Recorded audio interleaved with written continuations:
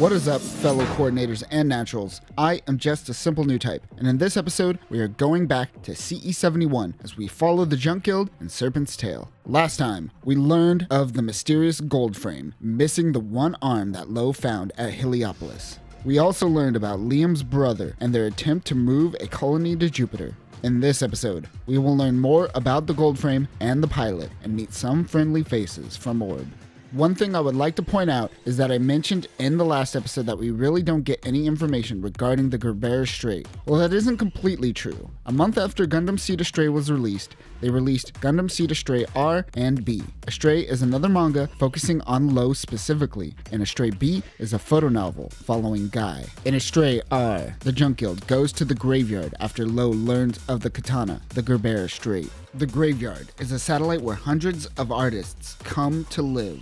They meet No and his dog Denpachi that can pilot a Baku. He learns that all of the artists are dead and he is the last remaining one here. During an attack, the Gerber Strait was damaged and the artisan who created it is dead. Lowe researches the data of the artist and is able to fix the sword. He is also able to fend off mercenaries from the graveyard, so No allows him to have the sword. So that's how he gets it. I should be covering this in conjunction with the manga along with the photonovel Gundam Astray B, but I first have to get my hands on it. So we will simply focus on the original Astray manga for now. So let's get into this. Onogoro Islands, Orb Territory. Chief Engineer Erika Simmons is meeting with Kazahana Azure as a representative of Serpent's Tail. She is taken aback by how young she is. Erika also gives Kanahana coffee, which I'm sure is a good idea. A Lesseps-class ship appears in Orb Territory. It is the Junk Guild crew. Kisato is worried, but Lowe slaps some Junk Guild symbols on the ship so he isn't concerned. It might not work out too well riding a Zaft warship. Orb sends out a bunch of Aegis-class ships. We didn't talk about this naval cruiser during the series, so let's do it now. This ship is the backbone of Orb's naval forces. They are able to surround the island nation and keep it safe. It has a 250mm rapid-fire gun, anti-ship missile launcher, anti-air missile launcher, and a 25mm anti-air Gatling gun. This is a solid ship that will be used all the way to the end of CE73.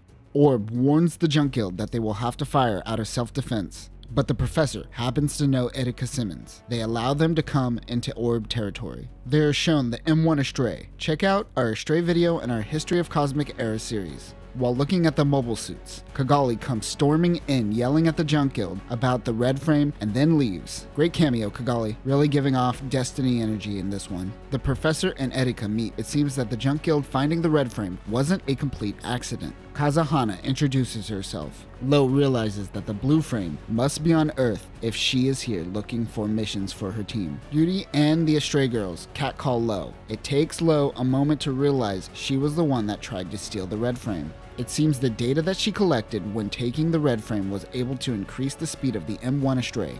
Lowe is also the only natural that can pilot the mobile suit, and the girls want to learn from him. They also ask if the Junk Guild could help repair the Archangel, which is currently stationed here and needs repairs. Because of this, we know that this is happening around the end of March of CE71 after the Archangel was pushed into Orb territory and Kigali made herself known. The Junk Guild finishes up a long day of fixing up the Archangel. Lowe asks a Morgenrot employee where Doc 2 is. Lowe just so happened to ask Athrun Zala and his team, which is currently infiltrating the base. Izak wants to kill them, but they brush off their question and move along. Back at the base, Lowe is now Judy's husbando. This upsets Kisato. Kazahana tells her, "Yo bitch, you gotta step up your game." The 5-year-old tries to help the adult get laid. What? Lowe is piloting the M1. He is struggling to use the coordinator OS. Watching on the monitor is Erika, and by her side is Rondo, the pilot of the gold frame. After losing the first time, Rondo wants to fight Lowe again, even if it is just for that sweet battle data. Erika asks Lowe to fight the M1 using the red frame. Rondo and Lowe engage in battle. Lowe quickly realizes that he is fighting a coordinator. He is able to hold his own for a bit, but Rondo is outpacing him. He pulls out the Gerber Strait. Lowe is able to slice her shield in half, but Rondo does the thing where she catches the blade of the sword with her hands. He disarms Lowe, grabs the Gerber Strait, and stabs through the red frame. He stabs it through the chest, almost penetrating the cockpit. Lowe congratulates Rondo. but he is mad that Lowe feels no shame. He tells Rondo he is just a junker and doesn't really care. His left hand is malfunctioning. Lowe tells him that the red frame is attuned to use the Grabera straight, unlike his unit. Lowe uses some parts from the M1 to use on the red frame. Judy tells Lowe Rondo's name, but even she doesn't know much about him. The Junk Guild receives a mission regarding the Gigafloat, a moving island capable of sending citizens into space, but they only have a small part of the bigger picture. They must first go speak with Reverend Malchio. Reverend Malchio is the blind priest that we saw in both Seed and Destiny. He is a mediator between the plants and the Earth Alliance. Liam wants to go, but the professor sends him back into space to try to find the team a new ship. Both go on their separate missions. While this is going on, Athrun is currently fighting Kira Yamato. Lowe, in the red frame, just so happens to be close by.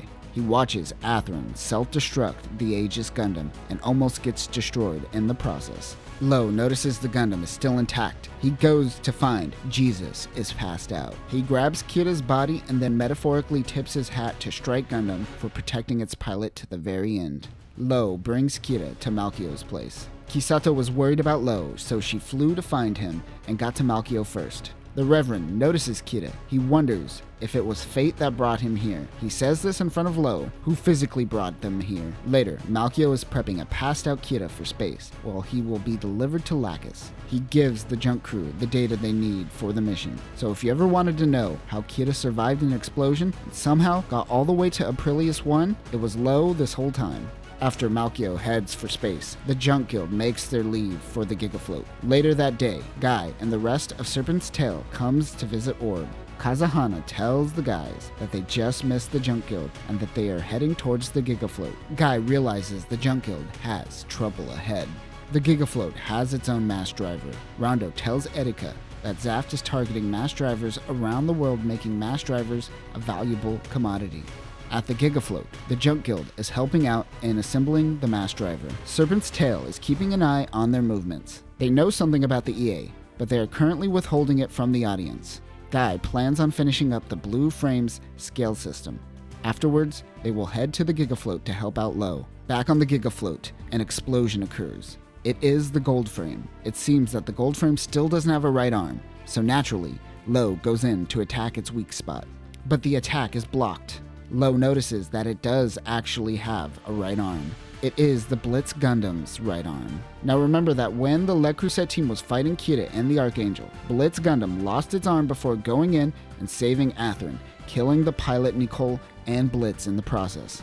It seems that Orb snatched the arm after the battle. The right arm of the Blitz contained the Chikuros offensive shield system. It is a weapons pack built into its arm instead of a backpack system that we typically see in the Cosmic Era. It has a 50mm high-energy beam rifle, a Lancer dart which can penetrate stronger armor and explode, as well as a beam saber.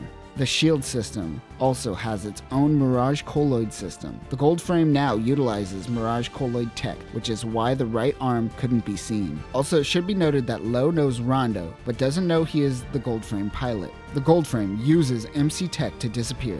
When it reappears, it uses a Lancer dart and penetrates the Red Frame's leg. As Gold Frame points its rifle at Red Frame to deliver the final blow, Kisato runs in to protect Lowe. Before he fires, a blast comes from the ocean. The Gold Frame falls into the water to find Blue Frame waiting for it. The Blue Frame is now equipped with the scales system. This is an aquatic system that uses tiny vibrating scales as a propulsion system. It has better underwater mobility, but still can't handle low depths because it didn't have that in mind when it was initially designed. Much of this equipment was provided by Morganrock as payment for doing missions for them. The scale system is attached on the back. Blue and Gold Frame engage in battle. Meanwhile, Kisato takes care of Lowe. He wants to get the Red Frame up and running as quickly as possible, but Kisato wants him to see a medic. He passes out and falls off the Gundam and into the ocean, but out of the water comes Blue Frame holding Lowe. The Gold Frame retreated for now. Lowe is okay, but the Gigafloat is going to run into more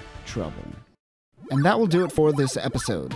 We finally see how some of the Astray characters tie into the greater universe. I actually enjoy the fact that it was Lowe who ended up saving Kira, but obvious retcon is obvious. We also see that other factors were playing a role in the First Alliance plant war in the background of Gundam Seed. In our next episode, we will learn of the Junk Guild's new ship, the Rehome. we will also see the gold frame continue its upgrade process and conclude the final volume of the manga. But that will do it for now, coordinators. Remember that if you have a bunch of girls fawning over you, congratulations. You are a character written in a Japanese anime and don't exist in the real world. Peace.